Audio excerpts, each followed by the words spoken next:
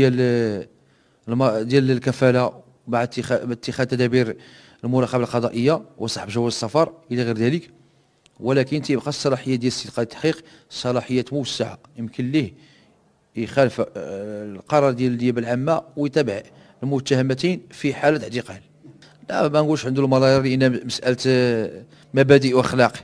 كاين الناس اللي ما عندهم والو ما تينصبوش وما تيمشيوش لهاد الامور الاجراميه، في حين كاين الناس اللي عندهم فلوس وتيمشيو للتوجه اجرامي. معظم هاد السكروات اللي كاينين في المغرب وهاد المجرمين وهاد النصابه كلهم عندهم فلوس. دنيا باطمه كانت مغنيه، كان على الجدر ديالها في الغنى ديالها، والغنى رساله، وكانوا اوسمه ملكيه عندها امانه على العاتق ديالها، كانت تحلى بحسن السلوك والشرف والمروءه. خصوصا ان كاين هناك ظهير ديال ظهير الاوسمه اللي تلزمها وجوبا تحلى بالاخلاق وفي الشرف والكرامه والمروءه. واعتقد ان دنيا باطمه يجب ان تنال عقوبات قاسيه، لانها خانت الامانه الملكيه اللي منقطع العاتق ديالها اللي هو 70. كذلك استفزت شعور المغاربه بتصريحات تشمئز لها الابدان. انا غنيت الملوك في الامارات، انا غنيت الرؤساء، وغني اختي حتى للعالم. احترمي نفسك واحترمي المواطنين، وما ديريش شبكه اجراميه تعني في العرض والشرف ديال خوتك المغاربه. هذه جريمه لا تغتفر. بالامس القريب شفنا ان احد اليوتيوبرز تحكم 4 سنوات اللي هو مول الكاسكيطه. هذا سب. وتنشوفوا هذه السيده هذه تستفز يوم بعد يوم المغاربه بشكل مباشر دون مراعاه ان لها ملف في المحكمه، وتحاول من خلال احد خالاتها او عماتها التي يخرجوا بكلمات نابيه بالسب والقذف ويتحدوا المؤسسات ديال الدوله ويتحدوا القضاء بسب وقذف. بمعنى ان هاد الناس تحداو السلطات القضائيه والامنيه، وهاد الناس ربما يتعنون بعلاقاتهم عبر دول الخليج. احنا تنقولوا ان وفق المبادئ الدستوريه هو جميع المواطنين سواسية من القانون، سواء كنتي مغنيه او رسامه او شطاحه، داكشي تيبقى لك انت، وكراه مواطنه كباقي المواطنين. يجب ان يحاكم كل ما له علاقه من قريب او من بعيد بهذه الشبكه الاجراميه، لان هاد الناس مارسوا امور اجراميه لمجموعه ديال الضحايا. وحنا في المركز الوطني لحقوق الانسان توصلنا مجموعه ديال الضحايا. الناس ربما يتعنون بعلاقاتهم عبر دول الخليج. احنا تنقولوا ان وفق المبادئ الدستوريه هو جميع المواطنين سواسية من القانون، سواء كنتي مغنيه او رسامه او شطاحه، داكشي تيبقى لك انت، وكراه مواطنه كباقي المواطنين. يجب ان يحاكم كل ما له علاقه من قريب او من بعيد بهذه الشبكه الاجراميه، لان هاد الناس مارسوا امور اجراميه لمجموعه ديال الضحايا. وحنا في المركز الوطني لحقوق الانسان توصلنا مجموعه ديال الضحايا، لكن للاسف ما قدروش يمشيو للمحكمه، ما قدروش هاد الناس يعاودوا، ما قدروش يواجهوا هذه العصابه الاجراميه، ولا زالوا يتعرضون للتهديد بدليل ان اربعه ديال الضحايا اللي كانوا ضحايا ديال علاء الدين مزروم كلهم قدموا تنازلات تحت الضغط والاكراه، حتى نحن نتعرض لمحاولة الإغراء والاستمالة والتهديد.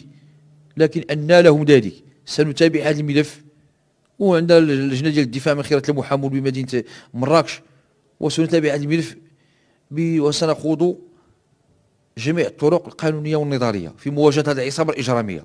ربما الأبحاث القضائية تبين تجهيزات أخرى. هاد الناس كانوا تيضربوا في المؤسسة ديال الدولة يشهرون هذا النشاط ديالهم الاجرامي مقابل التحصل على اموال. وتنشوفوا ان المعطيات اللي ظهرت الراي العام ان انتحار احد القضاة المسمى قيد حيتي قاضي مربوح محكمه ابتدائيه عنده علاقه بهذا الملف. تنشوفوا كذلك وئام الدحماني. الكل يطالب فتحقيق الملابسات والوقائع ديال انتحار هذه السيده هذه، الظروف والملابسات اللي جعلتها تنتحر، رغم انها هي كانت ضحيه ديال الحساب. بالتالي هذه شبكة إجرامية خطيرة كانت من شأنها النيل من الكل، إما من خلال المؤسسة ديال الدولة أو الأجهزة الأمنية أو حتى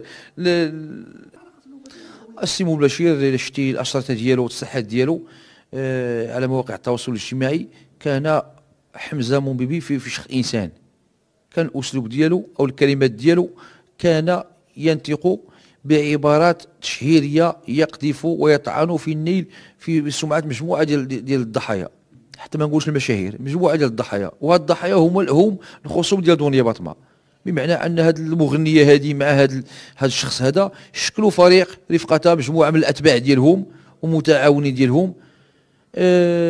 هناك من همه التحصل على أموال تحصل عليها، وهناك من يقوم بتصفية الحسابات بمقابل، وكذلك هناك من يقوم باستغلال هذا الحساب. بمعنى أن لو النيابة العامة ضمت هذه الملفات لعلاء الدين مزرهون بحكم الارتباط ديالهم المباشر، خصوصا كلامور كانت عندها علاقة مباشرة بعلاء الدين مزرهون وبأسامة عجمي وبمحمد الظاهر وبعيشة عياش وبدنيا باطمة إلى أخت دنيا باطمة إلى غير ذلك. هذا فريق ينشط في الأفعال الإجرامية ويترصدون الخطوات ديال المواطنين وديال المسؤولين لينالوا عبر الطعن في العرض والشرف في هذا الحساب المشؤوم الذي تتابعه ما يقارب على 15 مليون ديال المتابعين. ماشي بعد اذاعه ابتسام باطمه، ولكن قبل اذاعه الاخت هذه المغنيه هذه تنتلقاو مجموعه ديال التهديدات ومجموعه ديال الاغراءات من بعض الاطراف مقابل تنازل هذا الملف، مع العلم حنا مطالبين حق مدني، وتنازل المطالب بحق المدني لا يسقط الدعوه العموميه، هي مساله مبدا، مساله قناعه.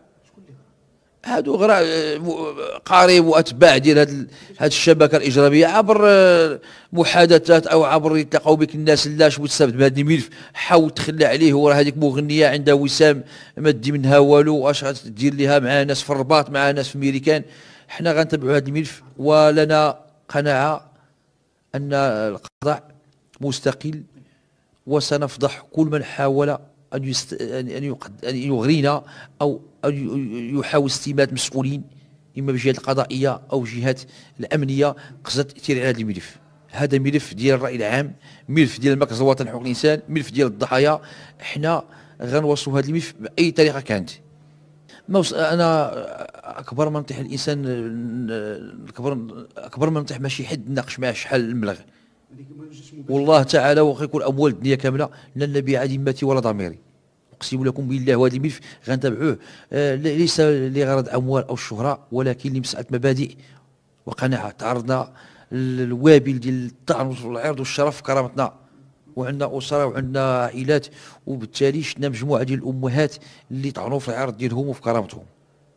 وهذه ملف مشينا فيه بعيد، وغنبقاو نتواصلوا على مستوى الاستئناف، ولا لازم نمشيو حتى من بعد النقد، وغنتابعوا هذا الملف بدون تراجع. لان مشينا في ملفات كبار من هادو نيت، كبار ضد مسؤولين وازنين كاع، ولا اموال ورؤساء الجماعات لهم ما يكفي من نفوذ وربما حتى الاموال. ولم نبيع ذمه لاي كان، وتحدى اي حد كان عطانا شي حاجه ولا بعنا شي مقابل في شي ملف حقوقي، ولا تنازل شي ملف حقوقي، سنتابع هذا الملف. واخيرا نشكر الموقع ديال الدار الذي كان دائما حاضرا في المحطات النضاليه، وكذلك وكانوا اوسمه ملكيه عندها امانه على العاتق ديالها، كانت تحلى بحسن السلوك والشرف والمروءه، خصوصا ان كاين هناك ظهير ديال ظهير الاوسمه اللي تلزمها وجوبا تحلى بالاخلاق وفي الشرف والكرامه والمروءه. واعتقد ان دنيا باطمه يجب أن تنال عقوبات قاسية، لأنها خانت الأمانة الملكية لمنقطع العاتق ديالها اللي هو 70. كذلك يمكن ليه يخالف القرار ديال أو متمسك ديال النيابة العامة، بمعنى أن متابعة دنيا باطمة وابتسام باطمة في حالة صراح من طرف النيابة العامة وإحالتهم قضية التحقيق بكفالة، ورغم أن النيابة العامة طعنات في القرار ديال قضية التحقيق والغرفه الجنحيه رفعت من القيمه ديال الكفاله مع اتخاذ تدابير المراقبه القضائيه وسحب جواز السفر الى غير ذلك، ولكن تيبقى الصلاحيه ديال السيد قاضي التحقيق صلاحيات موسعه، يمكن ليه يخالف القرار ديال النيابه العامه ويتابع المتهمتين في حاله اعتقال. لا ما نقولش عنده الملايير، لان مساله مبادئ واخلاق. كاين الناس اللي ما عندهم والو ما تينصبوش وما تيمشيوش لهاد الامور الاجراميه، في حين كاين الناس اللي عندهم فلوس وتيمشيو للتوجه اجرامي. معظم هاد السكروات اللي كاينين في المغرب وهاد المجرمين وهاد النصابه كلهم عندهم فلوس. دنيا باطمه كانت مغنيه، كان على الجدر ديالها في الغنى ديالها، الغنى رساله، وكانوا اوسمه ملكيه عندها امانه على العاتق ديالها، كانت تحلى بحسن السلوك والشرف والمروءه، خصوصا ان كاين هناك ظهير ديال ظهير الاوسمه اللي تلزمها وجوبا تحلى بالاخلاق وفي الشرف والكرامه والمروءه.